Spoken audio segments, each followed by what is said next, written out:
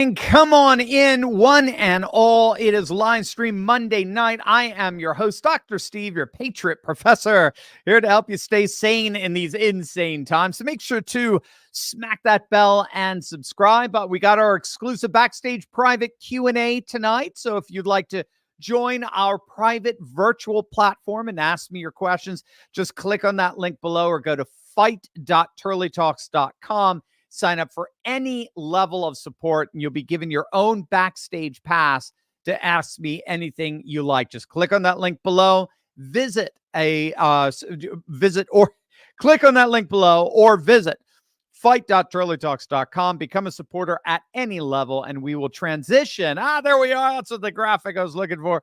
We will transition to our virtual platform in mere moments, our backstage platform, where we'll have the most wonderful patriotic fellowship. I just had an absolutely amazing, 2-hour and 15-minute interview with Dr. Nima Parvini. A lot of you may know Dr. Nima. He was just on the Duran with Alex and Alexander.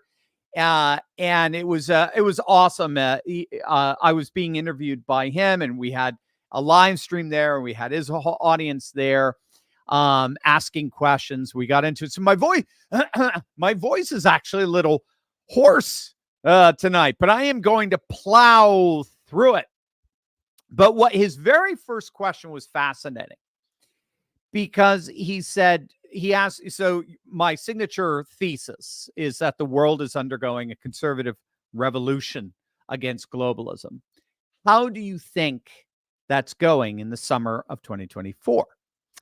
And I said to him that up until this weekend, I would have said that it's a tale of the West versus the rest, meaning 85% of the world's population is going full-blown civilizationalist. Orthodox Russia, Confucian China, Hindu nationalist India, Shinto Japan, Ottoman Turkey, Buddhist Sri Lanka, continental Africanism, Shiite Iran, Sunni Saudi Arabia, even Egypt. I pointed out even Egypt is bringing back the pharaohs and obelisks in their new capital city. The rest is clearly going civilizationalist. But after this weekend, it does look like the West is increasingly joining the rest. I want to talk about the elections over the weekend in Europe. Again, they were such a political earthquake. The aftershocks are still shocking the political system, as it were. But again, if you're just coming up to speed here, beginning on Thursday of last week, over 300 million voters in 27 nations went to the polls to elect their next European Parliament. And the results really were nothing less than stunning. Some are calling it a right-wing tsunami.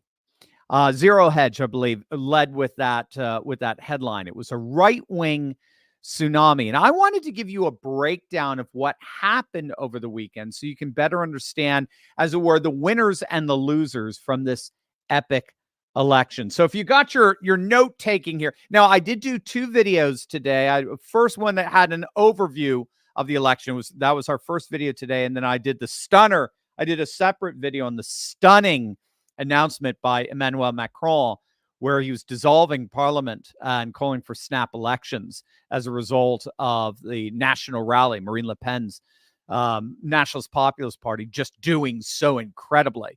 We don't really know what he's up to. It's very interesting. We could talk about that tonight and in behind the scenes. Remember, all you have to do if you want to join us for our private Q&A tonight is click on the link below or go to fight.turleytalks.com. Sign up for any level of support. You'll be given a link to join us in our private backstage virtual platform. We'll love to have you there, and you'll love the fellowship with all the other patriots there, hundreds and hundreds of patriots who join us every Monday night.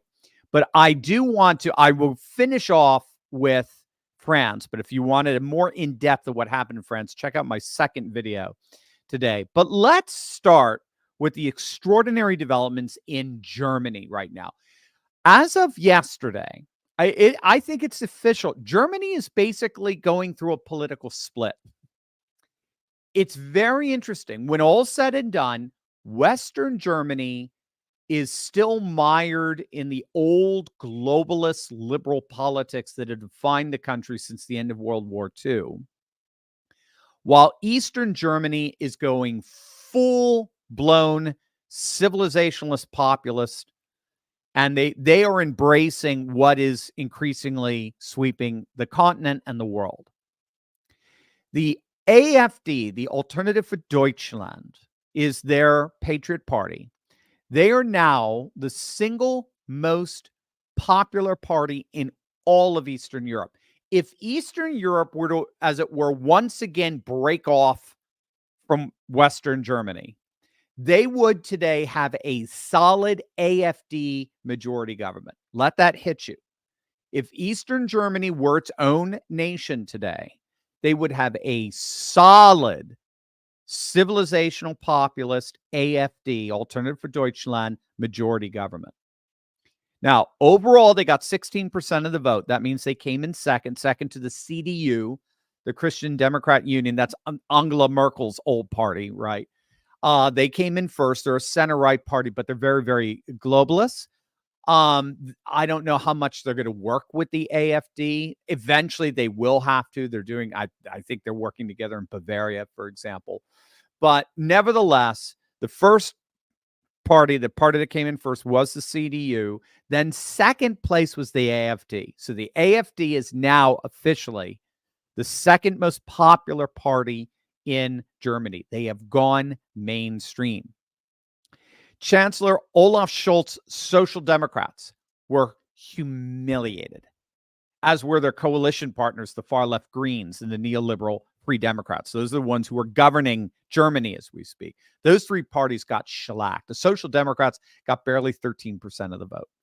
It was their worst result in a national election since the end of the Second World War. And support for the far-left Greens was halved in 5 years. So in Germany, winners, AfD, big time. Losers are definitely Chancellor Scholz and the Social Democrats. They were absolutely humiliated. Let's go over to Belgium. Belgium was so fascinating today because their prime minister, this guy named Alexander De Croo, he's a total left-wing globalist prime minister of Belgium. He shocked everyone today. He flat out resigned. He resigned. His party got crushed last night by the far-right Vlaams Belang. We'll talk about that in a sec. His party got crushed. They only got 5% of the vote. That's how bad it was yesterday.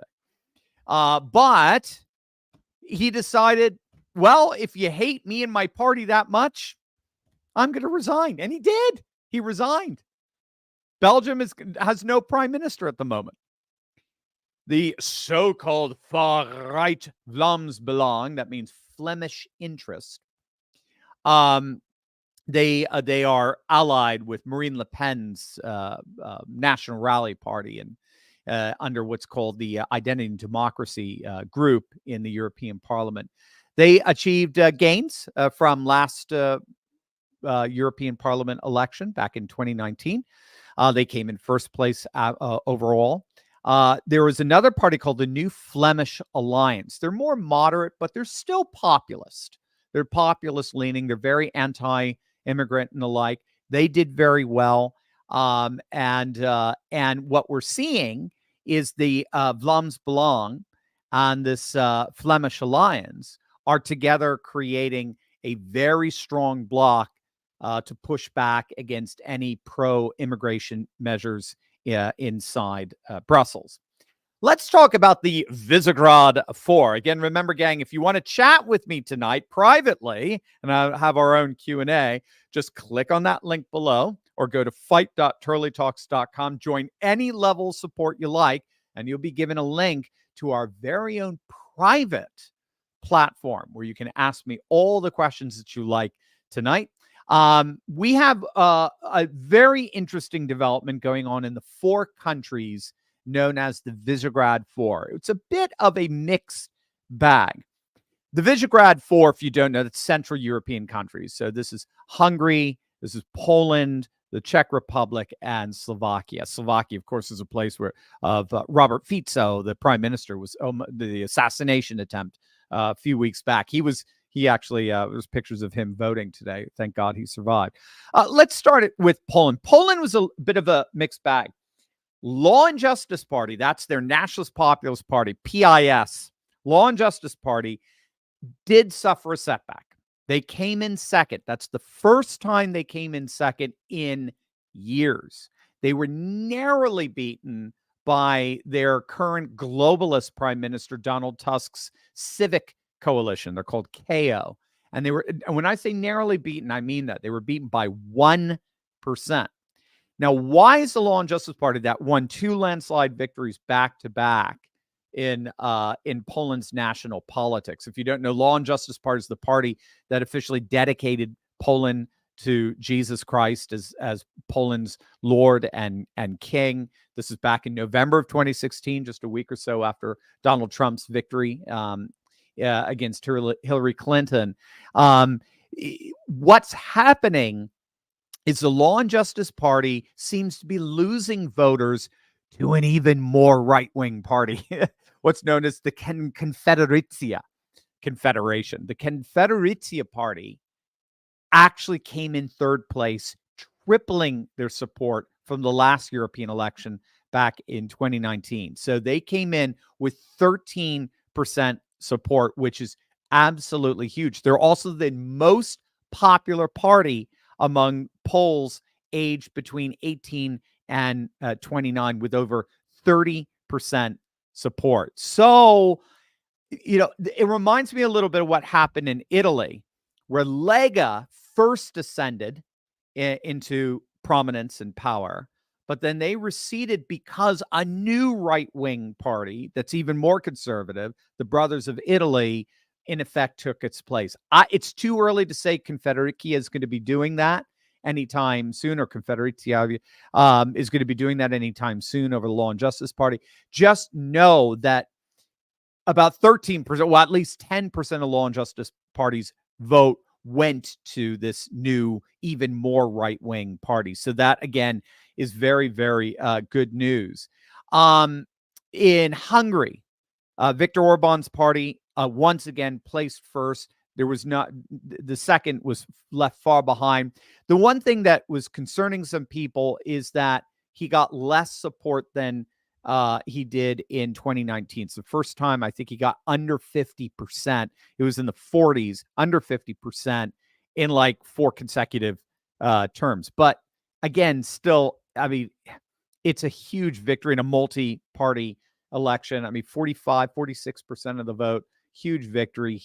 There's just no one like Viktor Orban to maintain this level of political dominance for that long in a single country is absolutely astonishing. In Slovakia, Robert Fico, who was almost killed, almost assassinated a few weeks back, his party came in second, and then his coalition partners, they gained ground from the last election in 2019. So it wasn't too bad. Remember, Robert Fico technically is not right-wing. He's more a left-wing, but he's very populist, very anti-migrant or immigrant, and he's very anti-Ukraine right now. He thinks Europe should find peace, work for peace in the situation, and learn to work with Russia rather than work against Russia. So anyway, his party did well. They did very well. And then in the Czech Republic, this is Andrej Babiš's, his ANO party, ANO party. They're the Nationalist Populist Party of the Czech Republic, and they absolutely crushed it. They won the European election for the 3rd time in a row and even increased their support. So in the Visegrad Four, the Nationalist Populists in every party, in every country, did very, very well. Some dominated, some were a little bit behind, but nationalist populism is here to stay inside the Visegrad Four for sure. Winner, nationalist populists. Austria, got to talk about Austria. Austria is sort of a, I don't know, sort of a sister to the Visegrad Four, but Austria is part of Germany when all's said and done. But Austria had one of the biggest winners of the night, and that was the far right, the extreme right, the radical right Austrian Freedom Party, the FPO. They doubled their support from 2019 and became the biggest, officially the number one most popular party in Austria. It's the first time they've been able to pull that off. They've always been a bit behind the center-right party in Austria, which is known as the Austrian People's Party. What's really interesting is this Freedom Party has gone through basically a resurrection. They were politically dead for years. They were in a coalition government with Sebastian Kurz, one of the youngest, I think he was the youngest chancellor, prime minister-like, president-like person, a chancellor of Austria. In the whole of the European Union, I think he was like 31, 32, brilliant kid. He was in coalition. He was the head of the Austrian People's Party. They were in a coalition with the Austrian Freedom Party. Scandal, one of the major leaders of the Austrian Freedom Party, brought the entire party down. The coalition collapsed, and Austria ends up getting captured by these center-left, globalist forces. Well, the Freedom Party has been building itself back up, and now they are poised to dominate for the very first time outright their upcoming domestic elections, which are, if I recall, in September of this year. So it looks like for the first time, they're going to be the number one party. They're going to surpass the center-right Austrian People's Party. And we got a taste of that with these European elections. They are the number one party for the European Parliament elections. Again, never been done before. Huge victory for the Nationalist Populists in Austria. In Spain and Portugal, Nationalist Populists did very, very well. The Vox Party in Spain, they continue to surge. They hit 10%. Remember, they're just a few years old. 10 years ago, two elections ago, they got 1.6% of the vote. Now they're getting 10%. They 10x that. Keep going, guys. Pretty soon it's going to be 20, 30%.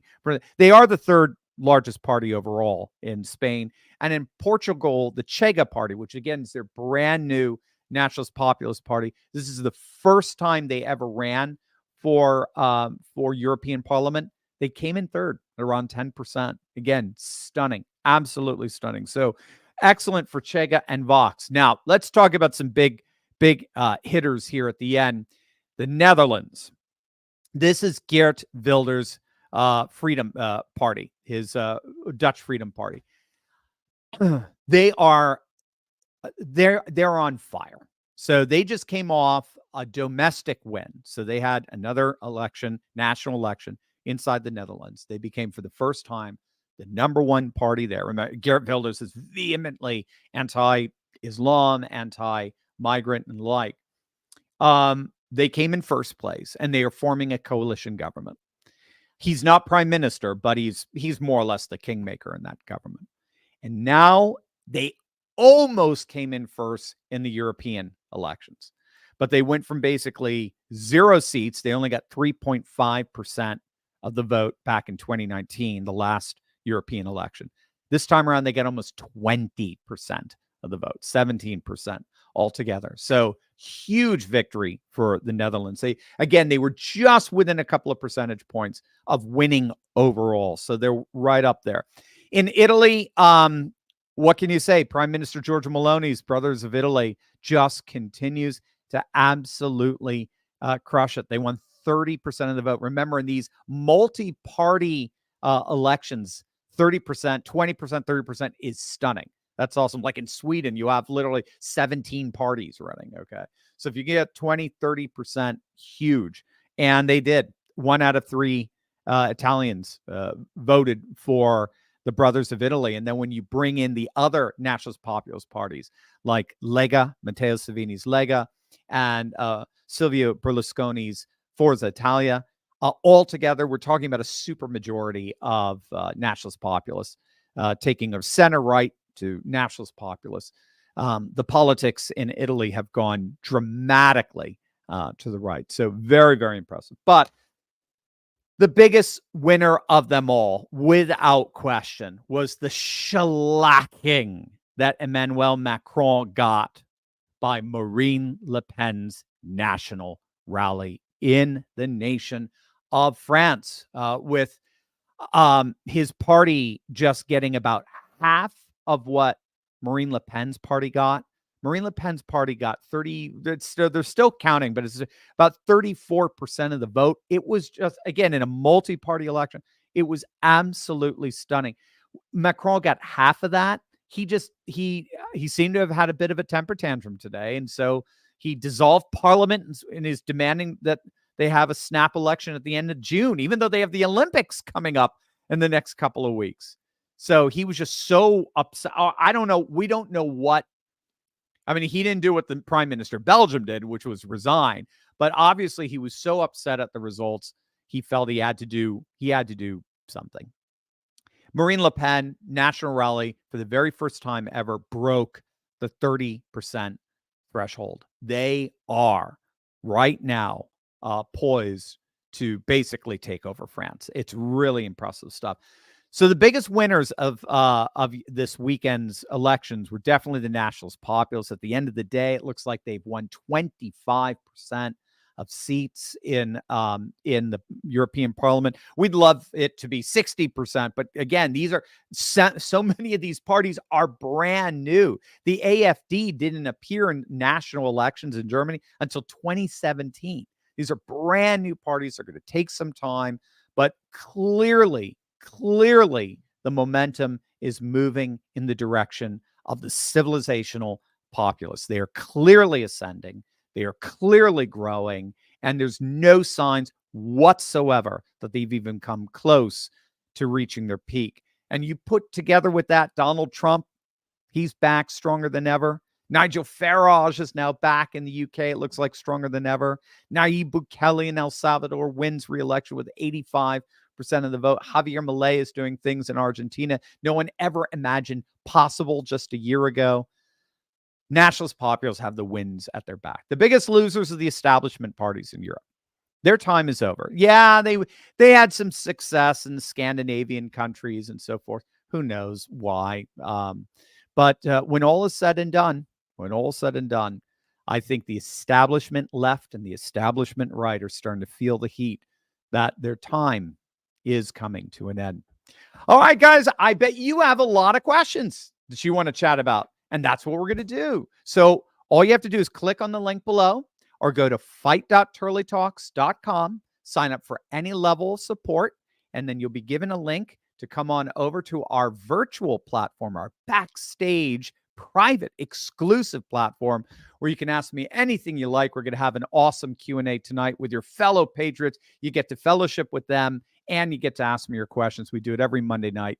You'll absolutely love it. I think give it a try for a month. See what you think. Click on that link below or go to fight.turleytalks.com. Sign up for any level of support, whatever works for you, and then come on over to our private platform where you can ask me all the questions that you like. We will start in about 30 seconds. God bless, gang.